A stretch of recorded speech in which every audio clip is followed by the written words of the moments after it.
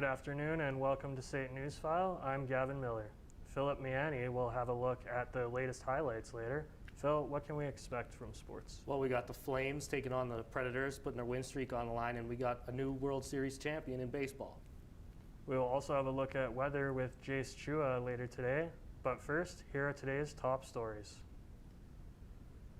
On Tuesday, Premier Jason Kenney was grilled by the official opposition for his government's response to the fourth wave of COVID-19. The Premier responded saying that Alberta's Chief Medical Officer did not bring forward further recommendations on combating the spread, but expressed that he takes full responsibility for the result. I said in early September, I take responsibility and apologize for the analytical error with respect to the decision to move from pandemic to endemic control of COVID-19.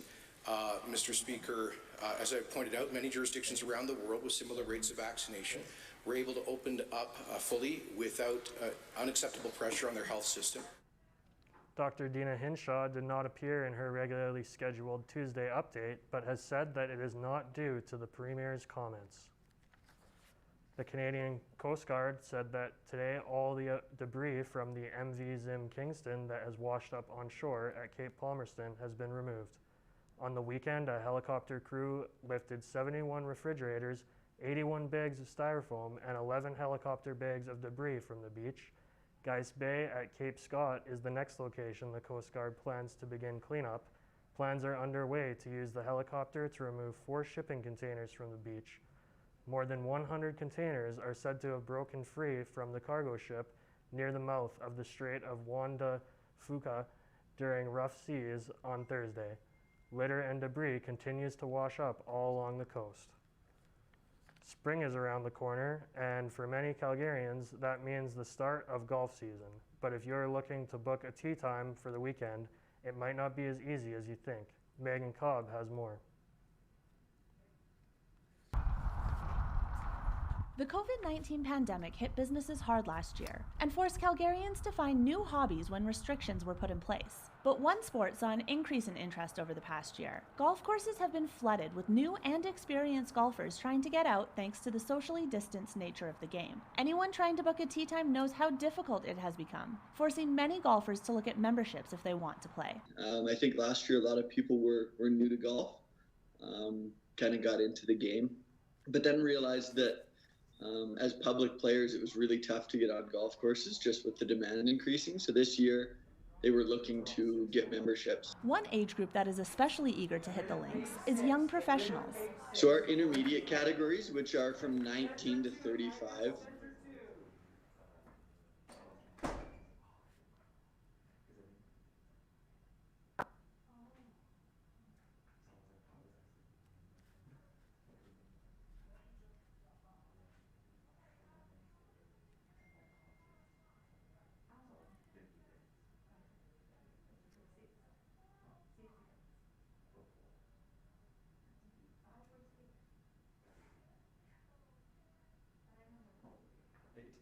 Seven, 6, 5, 4. The drug overdose crisis in Alberta is killing more people than it ever has. Nyalcom Queth joins us live from the newsroom to tell us more. Yes, Gavin. In a new government data, 898 people died from drug overdose from January to July, and 98% of those are said to be opioids. Compared to last year, these numbers are way higher. So Alberta introduced a tracking app to help monitor and protect users from overusing the drugs prescribed to them by their doctors. So far, no data are released on how the app is doing or how helpful the app is. If you are suffering from this, don't forget to ask for help. Each and every co-chair, Ian Thompson, is asking you to reach out. Many of the people do die in their homes, consuming from the illegal drug supply. But many people don't die in their homes. There's a very large proportion of people, in the tens, 30 to 40% or so of people. Yes, this is a very scary situation. So what should Alberta and other experts in the field do to decrease the overuse of drugs? Back to you, Gavin. That was Nyalcom Queth reporting. Thank you, Kim. Those are today's top stories. we'll have your full forecast after the break, but first, Jace Chua has a look at what's going on in Calgary this week. Arctic at the New Spark exhibit. Book a time slot and start exploring the Arctic's history, animals, weather, and more. Tickets are available at sparkscience.ca. Commemorate Remembrance Day at a field filled with crosses. More than 3,500 white crosses will be set up along Memorial Drive Northwest. The site is open to public to pay their respects and honor the memory of soldiers who sacrificed their lives. Check out a live performance from 5 Calgary-based musicians. The party last night, featuring The Blue and Emily Ripley, will be performing at the festival hall. You can get your tickets at eventbrite.ca. Tickets start at $12. COLLEEN Ballinger will be at the McEwen Hall tomorrow, performing acts, doing stand-up, and singing. She's mostly known for her fictional character Miranda Sings, a YouTube icon with over 10 million subscribers and 2 billion views. Welcome back. It's a beautiful day in Calgary today, not so much in the West Coast. Over in Vancouver, you're experiencing some light rain at temperatures of 13 degrees. In Edmonton, our neighbor city, you can experience some light clouds and a temperature of 11 degrees. Regina and Winnipeg, however, are experiencing some nice suns with temperatures of 11 and 9 degrees. Now over in the East Coast, you can see that Montreal and Halifax are experiencing some nice sun at 6 and 8 degrees. However, St. John's and Toronto weren't so fortunate. They're getting some light rain with temperatures of 8 and 10 degrees. But you know who is fortunate? Our resorts, which I bet you their temperatures are much better. Let's take a look.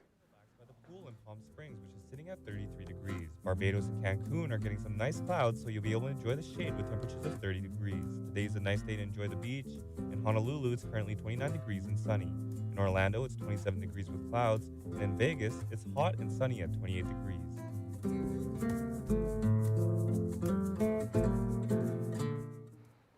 Taking a look at the weather today in Calgary, it's currently 9 degrees and partly cloudy. We're not getting that much wind going on with wind coming in from the southwest at 9 kilometers.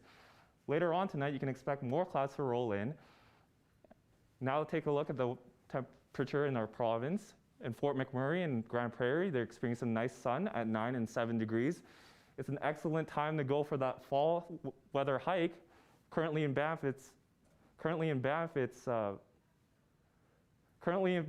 9 degrees and partly cloudy. Medicine Hat clearly didn't get the memo. Right now it's 18 degrees and sunny. They're in summer mode. In the center of the province, Edmonton and Red Deer are getting some temperatures of 10 degrees and 11 degrees. And Lethbridge is currently 14 degrees and cloudy. Now let's take a look at our 5-day forecast. We can clearly see a pattern going on here, as tonight you can get a low of 5 degrees with some clouds rolling in. Tomorrow, experience a high and the sun comes back at a low of -1. Saturday, the clouds start rolling back in with a high of 6. And Sunday, the sun comes back out with a high of +6 and a low of -4. On Mondays, the clouds come back and it's becoming partly cloudy. Now to sports after this commercial break.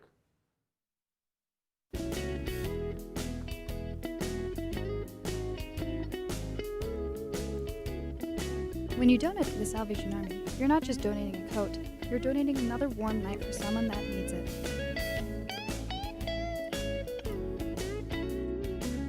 When you donate to the Salvation Army, you're giving someone hope.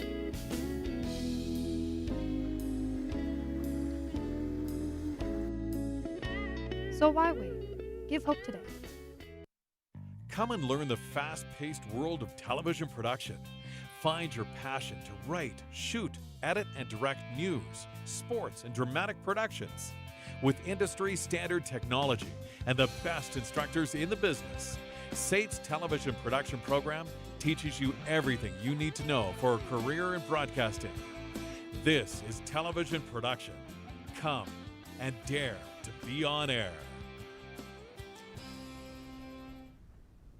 Welcome back to SAIT Newsfile. Philip Miani joins us now for a look at the latest sports highlights. What's going on in sports, Phil? We got the Flames taking on the Predators, and we got World Series baseball action. The Calgary Flames put their 6-game win streak on the line last night against the Nashville Predators. Luke Cunnin opened the scoring for the Preds halfway through the first period with a nice redirection of the point shot. Matthew Tkachuk scored on the power play just a minute 38 later to tie things at 1. Then, near the end of the first period, Philip Forsberg capitalized on a turnover and beat Jacob Markstrom to regain the lead.